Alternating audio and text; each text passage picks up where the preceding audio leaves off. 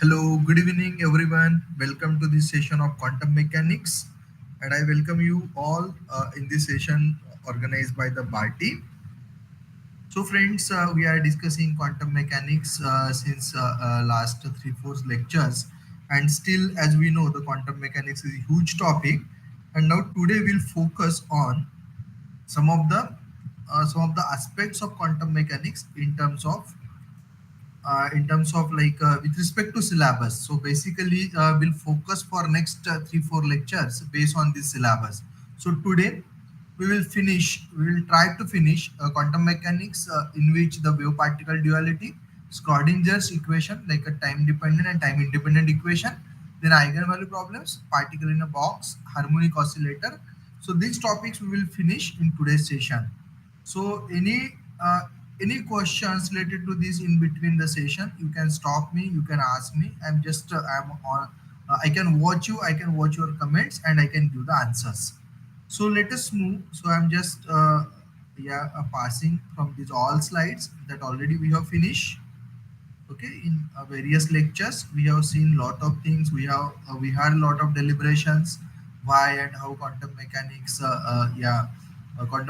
are helpful and differ, and how it is important to solve the various problems of the physics which were arises around 1900, or we call it around the 20th century. So these all things are really important when we talk about quantum mechanics. So just I'm passing, I'm moving from this. Already we have finished this all. So now, yeah, let us move to this. As I told you, we will finish this much syllabus in today's session, like wave particle duality. Now we will focus on these all. Then the Schrodinger equation, like time dependent and time independent equation, and then like eigenvalue problems. So like as you may be knowing, a particle in a box is one of the application of Schrodinger time independent equations. And again, the harmonic oscillator is also one of the application. And how do we solve that kind of the problems by using quantum mechanical treatment? So that also we will try to discuss in this particular session. And then tunneling is like a beautiful phenomena, and as you may be knowing, it is very much applicable in modern science, because whenever we are talking about nanoparticles, or whenever we are just trying to miniaturize size of any of the particle, then it is very much difficult to measure that size. And as you know, by considering like a electron or the particle as a wave, that we will discuss in wave particle duality. So we can have the diffractions, and with the help of that, we know how do we get the scanning electron microscopy or the scanning tunneling electron microscopy, through which we can catch, or we can have the picture of a surface. And these all things also we can say the gift of the quantum mechanics, or the emerges through the quantum mechanics. So these all things also we will try to discuss. Then wave function in coordinate and momentum representation. So these topics we'll try to cover in today's lecture. So let us see the wave particle duality. When we talk about wave particle duality, then we know from where it arises. And when we talk about wave particle duality, then we know the de Broglie's hypothesis matters a lot. And de Broglie is the scientist we have given that beautiful relationship in between the wave nature and particle nature of the light, basically. And then how means as we know, both are inversely proportional to each other. We call it lambda is equal to h by p. So and again that gives us lots of information, or lots of things from the quantum mechanical point of view. So we can move to this the legacy of the Planck. And as we know, the Planck is the very much important scientist in terms of quantum mechanics, because Planck's constant gives birth to quantum mechanics. That also we can say there are so many scientists, but when we talk about energy, and we had a relationship, E is directly proportional to nu, but only that relationship exists when we introduce the Planck's constant. So E is equal to h nu by removing the proportionality sign. So let us see what kind of the physics were there before the Planck, like, and why do we call it the legacy of Max Planck? So here we can see the before Planck, light had been shown to be wave motion, And simply everybody has accepted after Newton's corpuscular theory it was got felt, and then the wave theory of the light came into the picture, and wave theory has given satisfactory explanation of the light.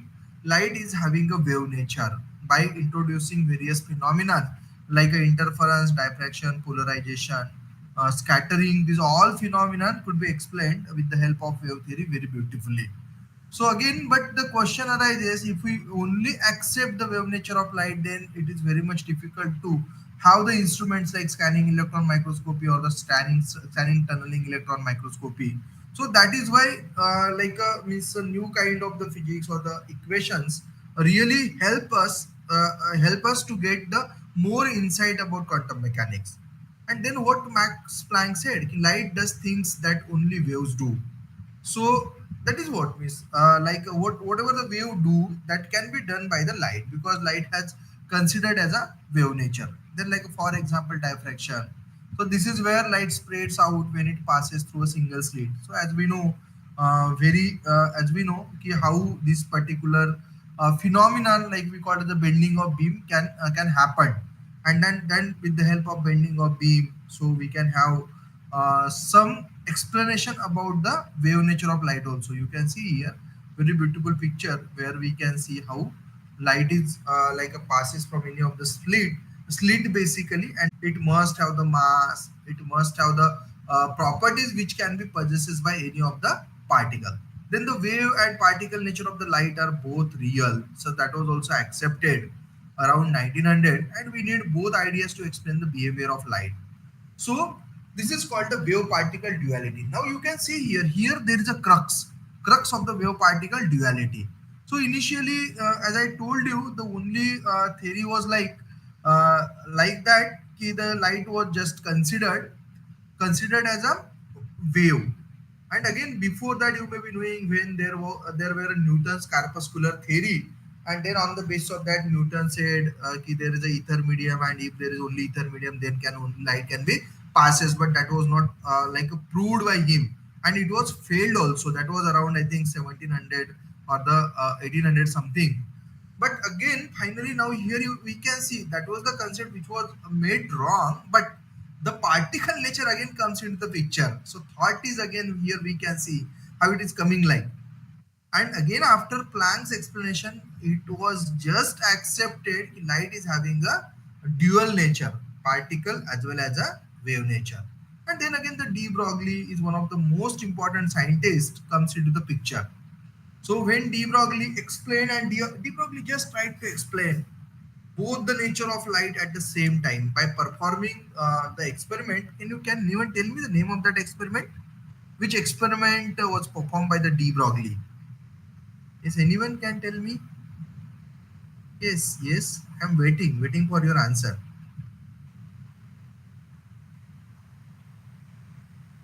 Yes, very nice. That experiment was we called as a Davison and the Germer experiment. And again, with the help of that experiment, with the help of Davison and Germer experiment, he has proved how the electron will get diffract as like a wave nature, or as we consider light as a wave. So then again, let us see what he has explained. It was not long before the de Broglie asked this question: is it possible that tiny particles like electrons could have wave behavior? So again, question arises. So if we wish to see the wave behavior of any of the particle, then particle must be tiny. It should not be of bigger size. And if we are having the particle of bigger size, then this cannot shows the wave nature, because as we know, and again, wave nature of any of the particle is only associated when it is moving, and that waves we called it as a matter waves. So that waves we called as a matter waves. Then again, let us come back to this. Could they even have a wavelength? Yeah, again the question arises. If we consider any of the particle as wave, then it must have the wavelength, because that is what the parameter associated with any of the thing that proved it as a wave. Because simply we know the de Broglie hypothesis, lambda is equal to h by p, but at p is equal to moment, p is equal to mv, that gives us the particle nature, whereas lambda gives us the wave nature. So that is what here we can see electrons in an atom. Now you can see here. Simply everybody knows if we see the like atomic model, then electron is revolving around the nucleus. And when electron is revolving around the nucleus, that electron must radiate some energy. So, and that energy radiate some energy, which means what? That means that energy must be radiated in the form of the electromagnetic radiations, and that radiations is nothing but again the waves. And then on the basis of this particular concept, that de Broglie has like a confirm or has given certain confirmation as as the electron can be considered as a wave. And simply here we can see when electron is moving surrounding to a nucleus, then you can see here there is a wave-like behavior can be shown. And then again, that de Broglie has suggested that the stable orbits around an atom corresponds with whole number of waves. So again, that must be having a whole number of waves. So again, the regions between the orbits could not be occupied because a whole number of waves would not fit. The regions between the orbits could not be occupied because a whole number of waves could not fit. The de Broglie's wavelength here we can say, as I told you already. So when we talk about de Broglie's wavelength, then the theory lead by the de Broglie to an equation for the wavelength of an electron. So what he has said, so here you can see lambda is equal to h by mv, and already I have mentioned this particular lambda. Lambda is nothing but the, like we can have, so lambda gives us the wave nature, and as we know it's a properties of any of the wave. Whereas again, as in the beginning of this particular lecture, we have discussed that the H is most important term in quantum mechanics, and that was given by the Planck's, and this is what the Planck's constant. So this is the H basically. So as we know, the Planck's constant. But again, if we concentrate on this equation, then we can see here there is an inverse proportion in between these two, like a lambda and m, which means that if mass of the particle increases, so wavelength will be decreases, and if mass of the particle decreases, the wavelength will be prominent or will be more. What does it means? This means that the de Broglie's wavelength or the de Broglie's equation can be proved or can be true only by using the electron microscopy.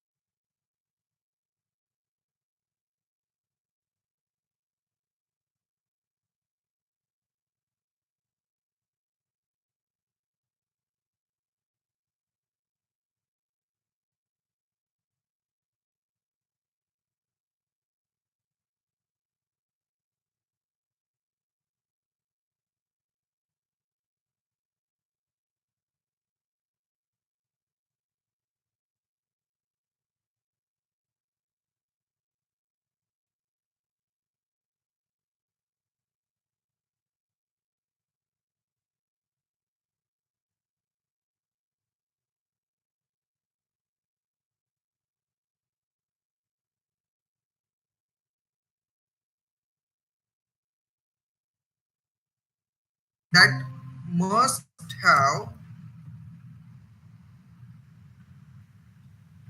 so that must have, if we consider electron as a wave, then it must shows the behavior like a light, because light can diffract, light can interfere. So likewise, this can gives us the behavior like a light. So if electrons have a wavelength, they should behave as waves under the right circumstances. And for instance, they should exhibit effects like diffraction and interference. So here we can see the image of electron diffraction. So here simply we can see this is the image which can be only possible by using a electron microscopy, that we cannot see the image like that with the help of simple microscopy. Here also we can see the image which is captured with the help of electron microscopy. Then again here you can see some of the images which we can capture with the help of electron microscope. And again, as we know, the size of the particle can be measured with the help of this type of the picture. And again, here you can see the size is in nanometer. So size must be in nanometer. So that we can see here, again you can see the beautiful picture captured by the electron microscopy. Can you tell me, is this possible with the help of simple optical microscopy? So let's write your opinion. Till that, just I will give you 2 3 minutes, write your opinion here.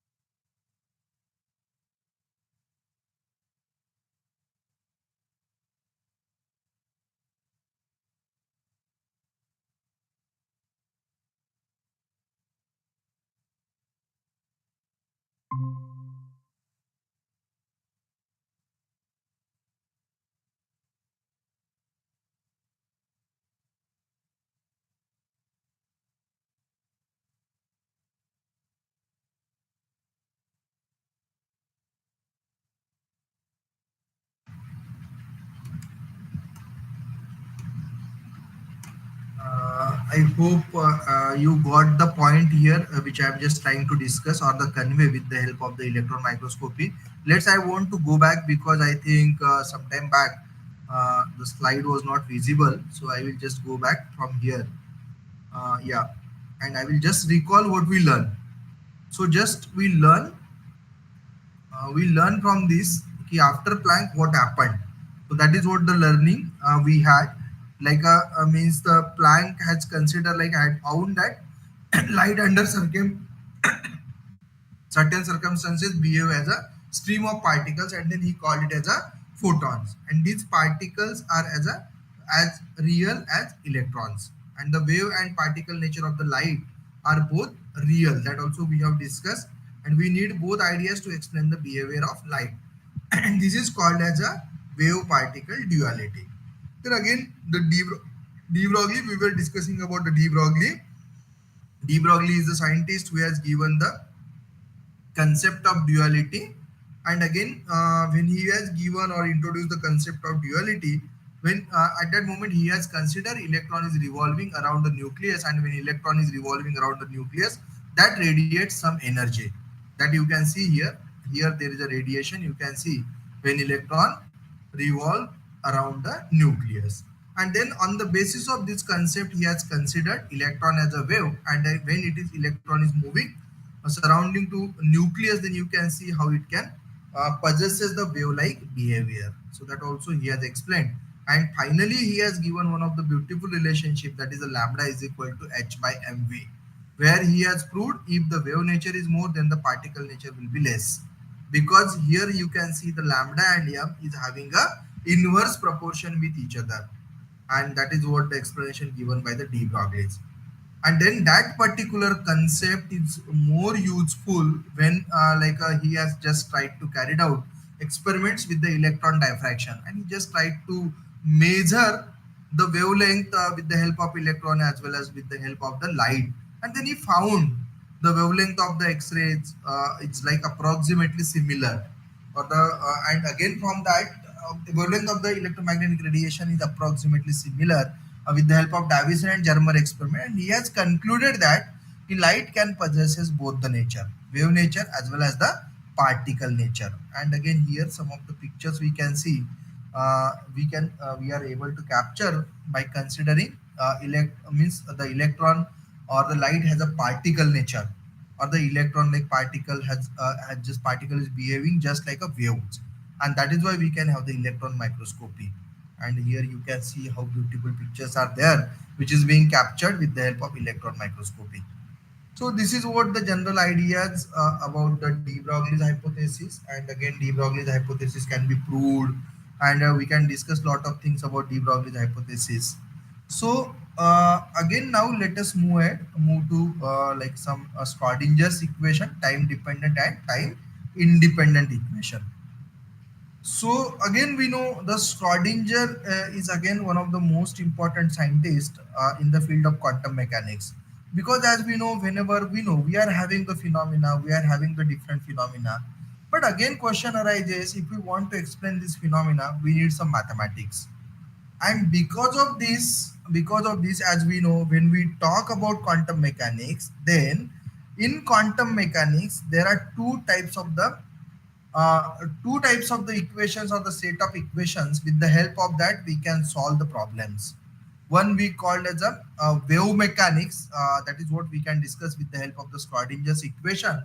Another one is the matrix mechanics. When we are dealing with the higher order problems, then we can use the matrix mechanics, and in that way we are having the wave mechanics as well as the like a matrix mechanics. So now here first we focus on the Schrodinger's time dependent and time independent equation, and then we can prove.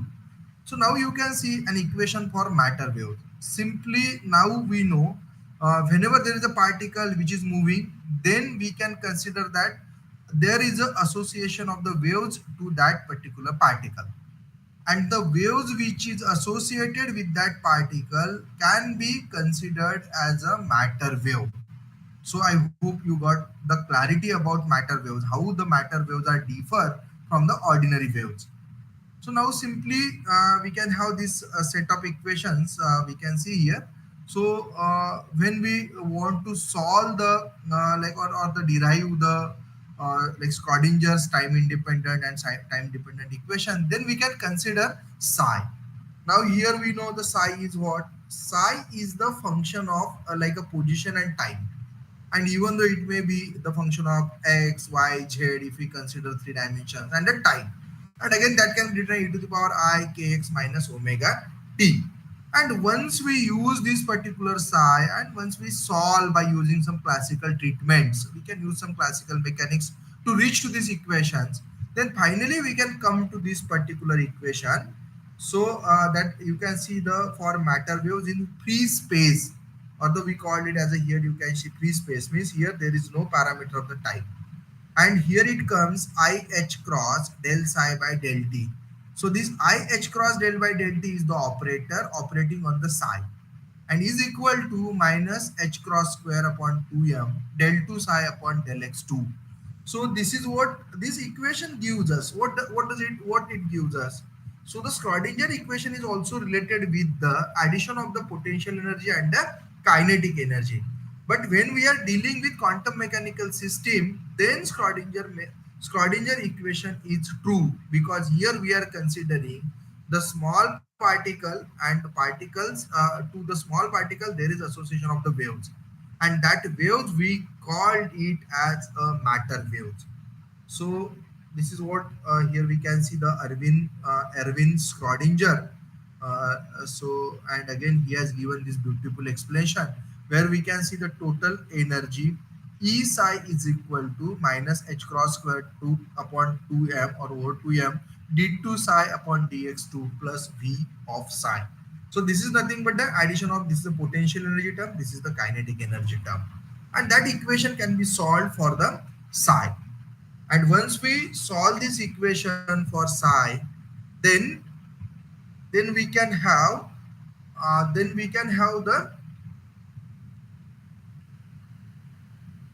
the solution for this Schrodinger equation. And again the solution of the Schrodinger equation again gives birth to various theories, like we know the hydrogen atom problem, or the one dimensional potential wave, or the harmonic oscillators also. So these problems can be solved with the help of Schrodinger's wave equation. Without Schrodinger wave equation we cannot solve this type of the problems. And again this Schrodinger equation is just analogous to what? Newton's equation. So as we know, we are having the Newtonian mechanics, and again when we deal with the Newtonian mechanics, then we know we can have the only we can solve only the classical problem. But if we want to move ahead for the quantum mechanical treatment, then we cannot apply the Newtonian mechanics as it is, or the Hamiltonian as we know. So that is why we need new set of the equation, and that is nothing but a Schrodinger's equation. And again, there are two types of the Schrodinger's equation. One is the time dependent, and another one is the time independent. So you can see here, this was a plausibility argument, not a derivation. So this is what you can see, the plausible argument only, not a derivation. We believe the Schrodinger equation not because of this argument, but because of its predictions agree with experiment. See, if we see the quantum mechanics, is initially it was hypothetical mechanics, but as time passes, the certain experiments were carried out by the scientists from quantum mechanics, and then they have proved. And that is why here you can see we believe the Schrodinger equation not because of this argument, but because of its predictions agree with the experiments. There are limits to its validity. In this form, it applies only to a single non-relativistic particle.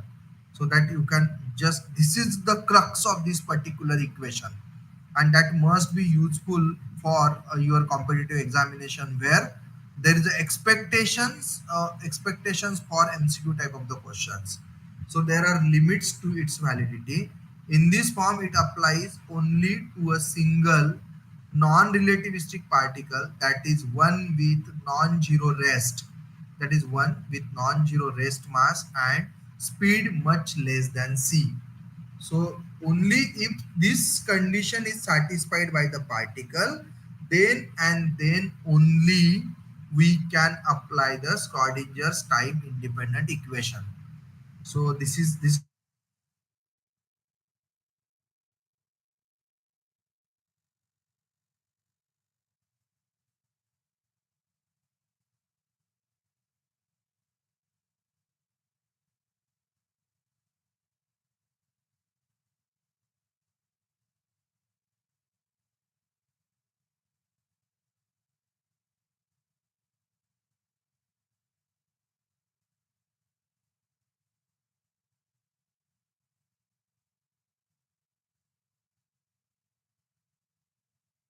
Mathematically complex, unlike classical waves where the use of complex number is just mathematical convenience.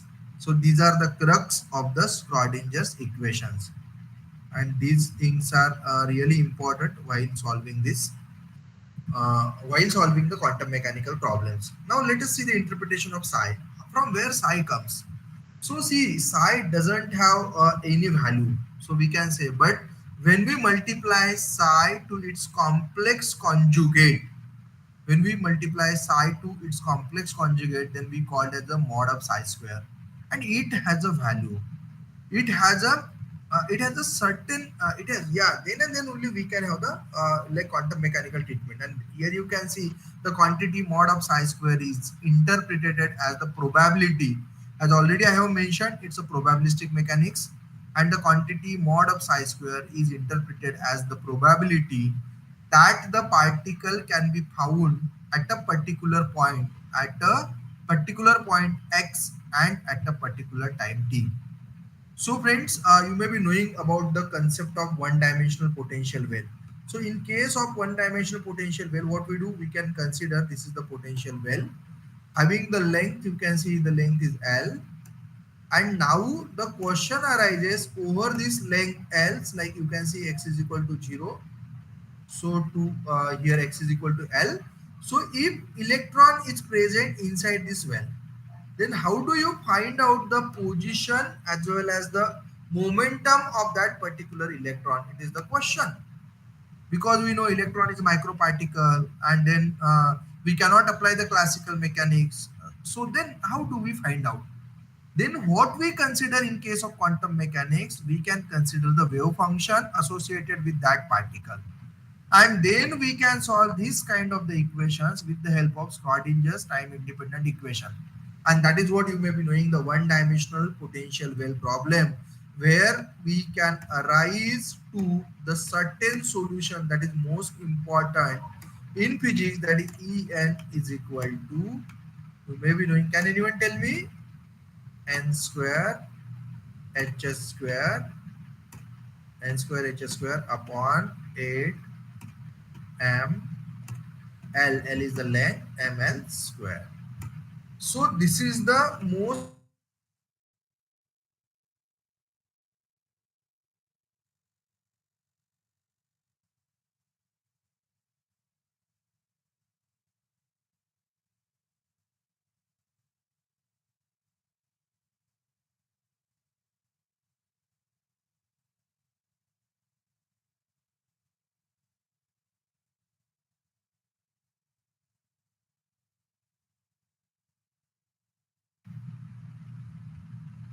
Okay, so that gives us the energy state, and we know the if we put the values of n like from 1 2 3 4 onwards, then accordingly we can have the energy states. And again we know yeah, when we solve the like a semiconductor, or when we discuss about any of the physics, then we know the valence band and conduction band matters a lot when we just go for the band theory of solids. And again, as we know, that is the means band theory of solids explain lots of phenomena, but again it takes the help of quantum mechanics. So that energy associated with every energy level can be calculated by using this type of the problem. So but the question arises कि when we want to consider the movement of an electron inside the potential well, okay, infinite, you can see the depth of potential well is infinite, that we don't know, the length is only confined. So then how do we calculate? So then simply what we do, we can consider the association of the wave function to the electron which is present inside the wave, inside the well, and then we can interpret it as the probability that the particle can be found at a particular point x and at a particular time t. Only the probability that we can count, not the exactness. And the act of measurement collapses the wave function and turns it into the particle. So that is the crux of this Schrodinger's wave equation. Then again here we can see an equation for matter waves. Already we have discussed, or we are discussing, this equation is true for the matter waves, not for the ordinary waves like a transverse, or as we know the longitudinal waves which we are discussing in routine classical physics. So this is only valid for the matter waves, waves associated with the micro particle. So here you can see when we discuss this, like what about the these particles that are not free, then again here you can see I h cross del psi by del t is equal to minus h cross upon 2m del 2 psi by del x2. Then again once we substitute psi of xt to the power I kx minus omega t into the free particle equation, that gives us h cross omega psi xt is equal to h cross square k square upon twice m psi of xt. So this is what the way we can solve. And again here this equation has like the form like a total energy into the wave function is equal to the kinetic energy into wave function. Here this term is the kinetic energy, this is the wave function. Here also this is the wave function, and that gives us the total energy. Then for a particle in a potential, you can see V of xt. So we can have E is equal to P square upon 2m plus V of xt, and then we can calculate the total energy, that we know it is the addition of the kinetic energy plus potential energy. So we can have the E is equal to P square upon 2m by using the momentum term. And again that like Schrodinger suggests the modification, and then again finally come to the conclusion, total energy into wave function. It's a really important, only this much is important, the derivation is not necessary to derive for like competitive examinations. So this total energy into wave function is equal to kinetic energy plus potential energy into wave functions, and that can be derived like that: I h cross del psi by del t is equal to minus h cross square upon twice m del 2 psi upon del x2 plus v of xt into psi. And this equation can be considered as time dependent Schrodinger equation, because here there is a term of time. So with respect to time, so you can see here this is the Schrodinger's time dependent equation. Now let us see some of the noting from these particular equations. So that equation you can remember, no issue at all.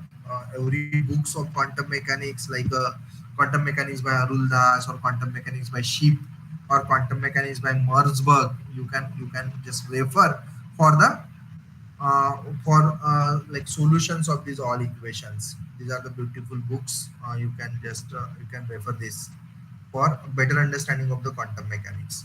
Now, this was plausibility argument, not a derivation. We believe the Schrodinger equation not because of this argument, but because of its predictions agree with the experiment.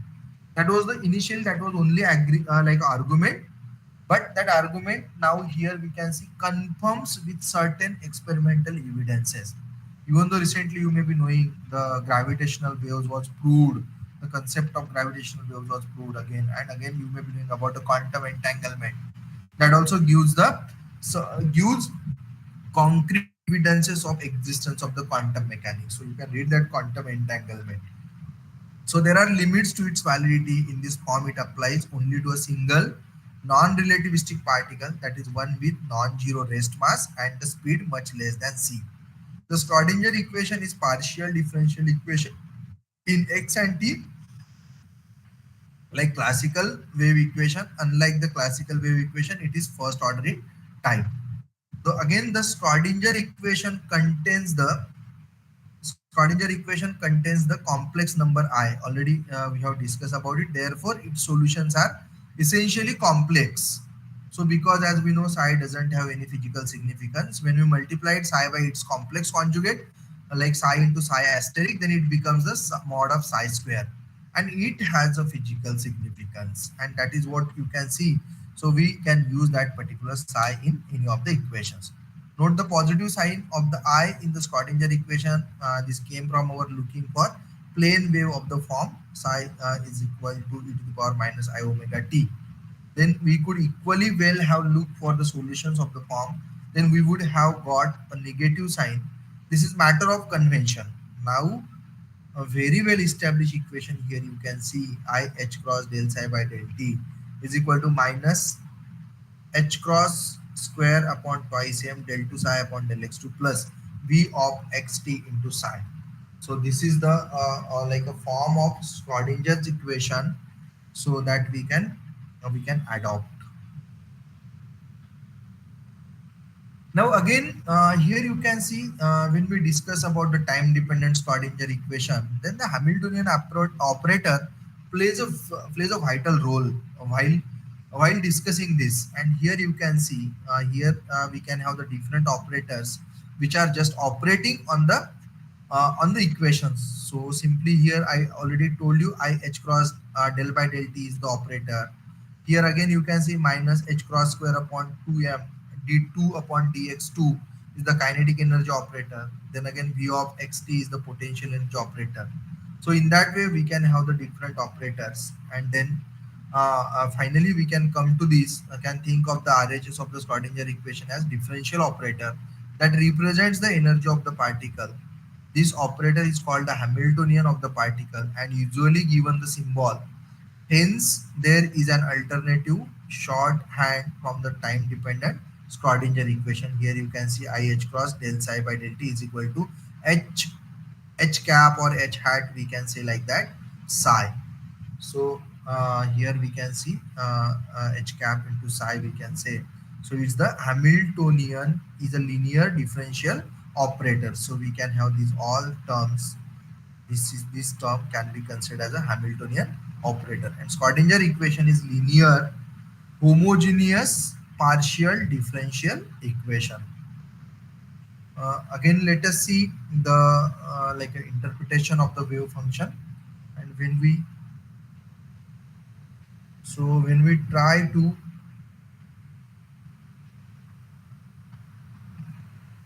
let us see some like let me conclude what we have discussed. We will see these all things in next class. So simply there are lots to discuss on this issue, but let me conclude. Just I have to stop till 6:05. So simply let me discuss what we have learned. So we have learned the de Broglie's hypothesis, where we have proved lambda is equal to h by p. After that, we have started or we have begun the Schrodinger's time dependent and time independent equation. And in that case, we have seen how the operators plays the role. How, what do you mean by the psi? Psi means the wave function, and then again the As we know, the psi doesn't have any physical significance. That is why we are just multiplying psi to its complex conjugate, and then only we can have the mod of psi square. So these all parameters we can see, we have seen. Then again we know the Schrodinger has given this particular equation, and that equation like this was the plausible argument, but that argument was proved when when there were performance of certain experiment by the scientist, and again on the basis of their experimental results, it has proved it has been proved that the Schrodinger's equation can exist. And again, one more thing I have shared with you, the Schrodinger equation. Equation is nothing but the set of equations in quantum mechanics which can express or which can solve the quantum mechanical problems. Whereas again, if we go for the higher order problems in terms of quantum mechanics, then what we need? We need a matrix mechanics. We cannot solve all the problems with the help of Schrodinger equation. So that is what again we will be discussing in coming lecture, how matrix mechanics plays role in quantum mechanics. Then again, as we have seen the interpretation of the mod of psi square, so already I have been discussed, psi doesn't have physical significance. That is why we need to multiply psi by its complex conjugate. And when we multiply by its complex conjugate, then it has certain value. And again, finally, we can just reach to certain conclusion, means by solving the one-dimensional potential wave problem. So that also we will discuss in coming lecture, and where we can get it En is equal to n square h square upon 8 ml square, and that is what nothing but the energy levels. And if we talk about that energy levels, then energy levels having huge importance when we discuss about the band theory of solids, because we cannot separate the band without knowing the energy levels, and bands are already separated or always separated by using the energy levels. And finally, by putting certain parameters, we reach to the equations, and we call it as a Schrodinger's wave equation. So we will again revise in next class what we learned today, and then we can proceed for the further. So here just I wish to stop for today's class. So let me thanks Rajiv Gandhi sir for extending his kind help always and arranging these classes on time. So thank you, Bharti, once again, and I wish you all the best for happy learning. Thank you. So here I wish to stop. Thank you.